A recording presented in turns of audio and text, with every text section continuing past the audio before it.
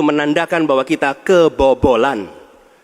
Dan lebih jauh lagi, ironisnya, Kementerian Pertahanan menjadi kementerian yang dibobol oleh hacker di 2023. Sebuah ironi, karena itu kita ingin mengembalikan, dan 700 triliun anggaran Kementerian Pertahanan tidak bisa mempertahankan itu, justru digunakan untuk membeli alat-alat alutsista yang bekas.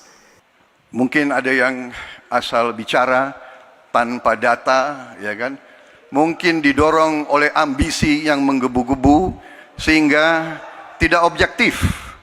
Saudara-saudara sekalian, saya sebagai Menteri Pertahanan berpegang kepada doktrin, kepada strategi nasional, dan semuanya adalah atas dasar kepentingan bangsa dan rakyat Indonesia.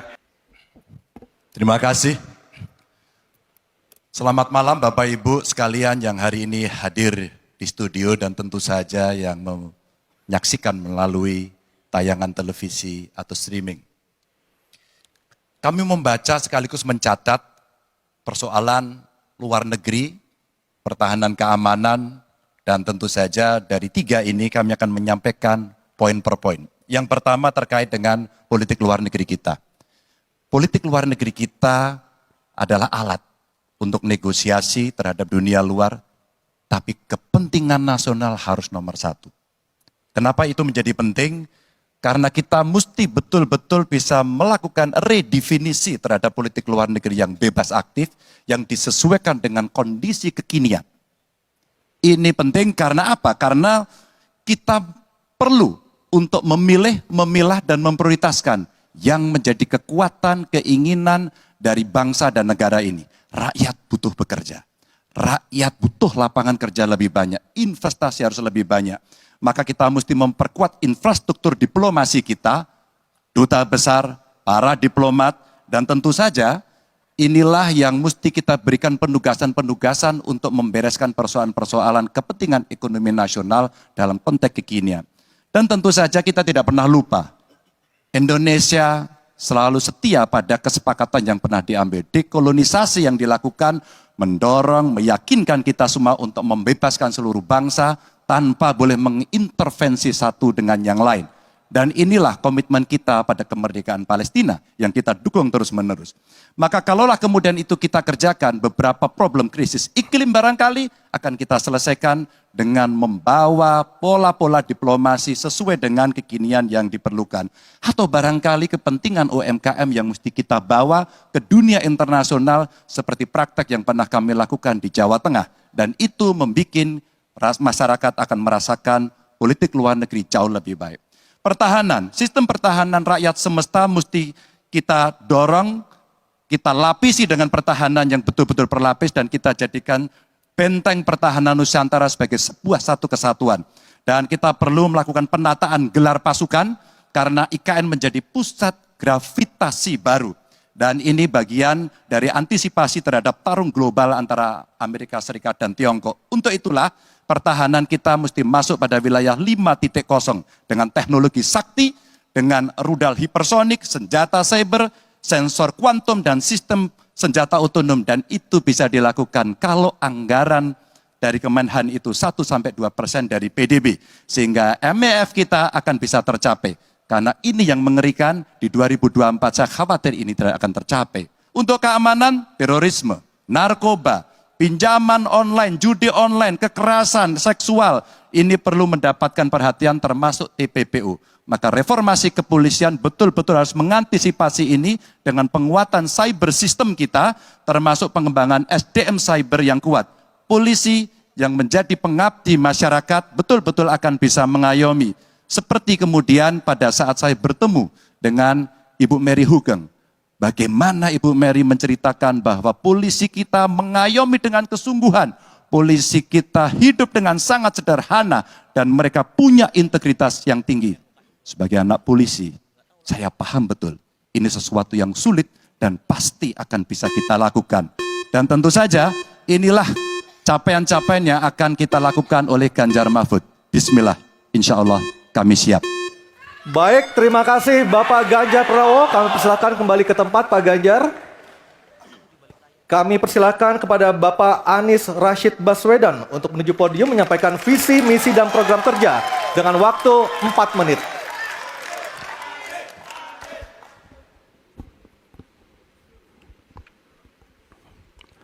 Assalamualaikum warahmatullahi wabarakatuh. Selamat malam dan salam sejahtera untuk semuanya. Bapak Ibu sekalian, saudara-saudara sebangsa setanah air yang saya hormati, yang saya cintai. Ketika kepercayaan dari Ibu dan Bapak saudara sekalian diberikan kepada kami, maka kami insya Allah akan mengembalikan posisi Indonesia menjadi pelaku utama di dalam konstelasi global. Indonesia tidak hadir sebagai penonton, tapi Indonesia hadir sebagai penentu arah perdamaian, kemakmuran bagi seluruh bangsa di level global maupun di level regional. Kami merencanakan bagaimana kekuatan Indonesia, kekuatan kebudayaan, kekuatan kesenian, kekuatan ekonomi ikut mewarnai kancah dunia. Kita ingin film kita, seniman kita, kuliner kita, diplomati kita, para diaspora kita menjadi fenomena dunia, hadir mewarnai kancah internasional.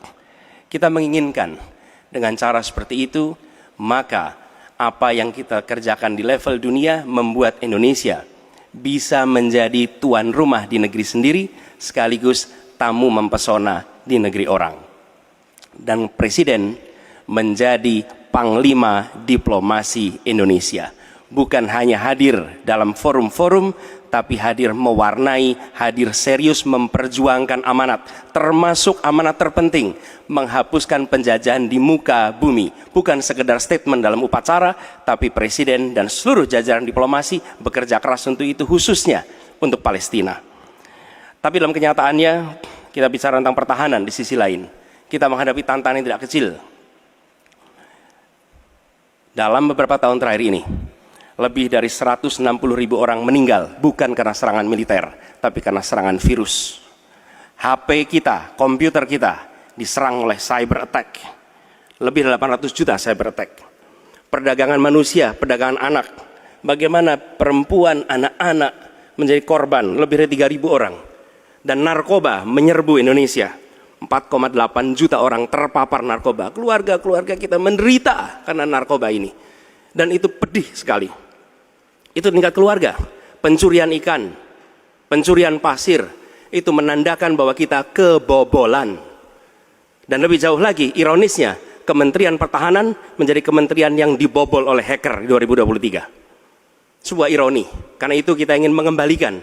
Dan 700 triliun anggaran Kementerian Pertahanan tidak bisa mempertahankan itu, justru digunakan untuk membeli alat-alat alutsista yang bekas. Di saat tentara kita lebih dari separuh tidak memiliki rumah dinas. Sementara menterinya punya, menurut Pak Jokowi, punya lebih dari 340 hektar tanah di Republik ini. Ini harus diubah.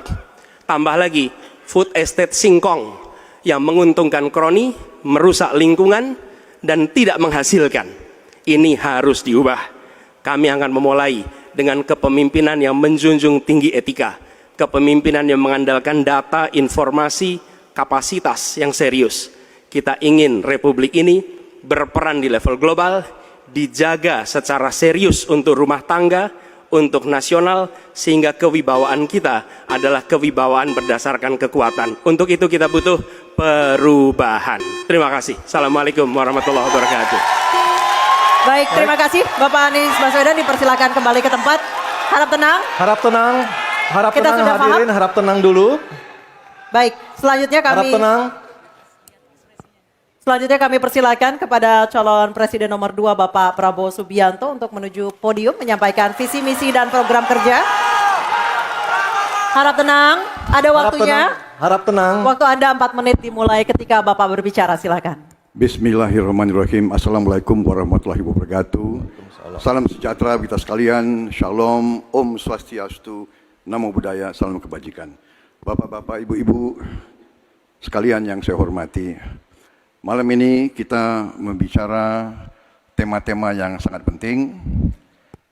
pertahanan, hubungan internasional, geopolitik, globalisasi, keamanan.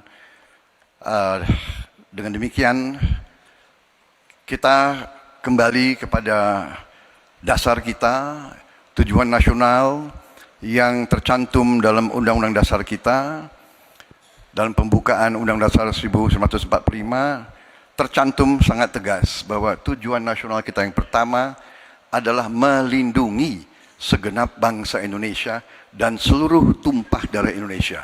Jadi, fungsi dari negara yang pertama adalah melindungi, berarti pertahanan. Saudara-saudara, kita memahami negara kita sangat besar, sangat kaya, ratusan tahun negara-negara dari jauh datang ke Nusantara ini untuk intervensi, untuk mengganggu, untuk adu domba, dan untuk mencuri kekayaan kita. Sampai kita merdeka, kita pun harus berhadapan dengan kekayaan alam kita diambil dengan murah. Karena itu, untuk kita menjadi negara makmur, untuk kita menjadi negara sejahtera, untuk rakyat kita hidup layak, punya pekerjaan layak, kita harus menjaga kekayaan kita. Kita harus menjaga, dan habis itu kita harus mengelola kekayaan kita. Saudara-saudara sekalian, politik luar negeri kita secara tradisi sejak awal kita merdeka adalah bebas aktif, adalah non-blok, tidak memihak, tidak ikut blok-blok, tidak ikut fakta. Ini akan saya teruskan. Dengan hubungan baik dengan semua kekuatan, kita bisa mengamankan kepentingan nasional kita. Saudara-saudara sekalian, 1000 kawan terlalu sedikit, 1 lawan terlalu banyak. Kita akan menjalankan politik tetangga baik. Saudara-saudara sekalian, kita bertekad harus punya pertahanan yang kuat. Mungkin ada yang asal bicara tanpa data, ya kan? Mungkin didorong oleh ambisi yang menggebu-gebu sehingga tidak objektif. Saudara-saudara sekalian, saya sebagai Menteri Pertahanan berpegang kepada doktrin, kepada strategi nasional, dan semuanya adalah atas dasar kepentingan bangsa dan rakyat Indonesia. Dan saya mampu mempertanggungjawabkan, dan saya berkeyakinan hanya dengan pertahanan yang kuat kita akan dihormati, kita akan menjaga kepentingan nasional kita. Kalau kita buka buku ilmu pengetahuan yang paling dasar, kekuatan nasional harus ada kekuatan militer. Tanpa kekuatan militer, sejarah peradaban manusia mengajarkan bahwa bangsa itu akan dilindas seperti di Gaza sekarang ini. Akan diambil kekayaannya, akan diusir dari tanah airnya. Tidak bisa tidak, kita harus kuat. Kita harus kuat. Terima kasih. Wassalamualaikum warahmatullahi wabarakatuh. Baik, Waalaikumsalam warahmatullahi wabarakatuh. Kami silakan kembali Pak Prabowo, kita berikan apresiasi yang paling meriah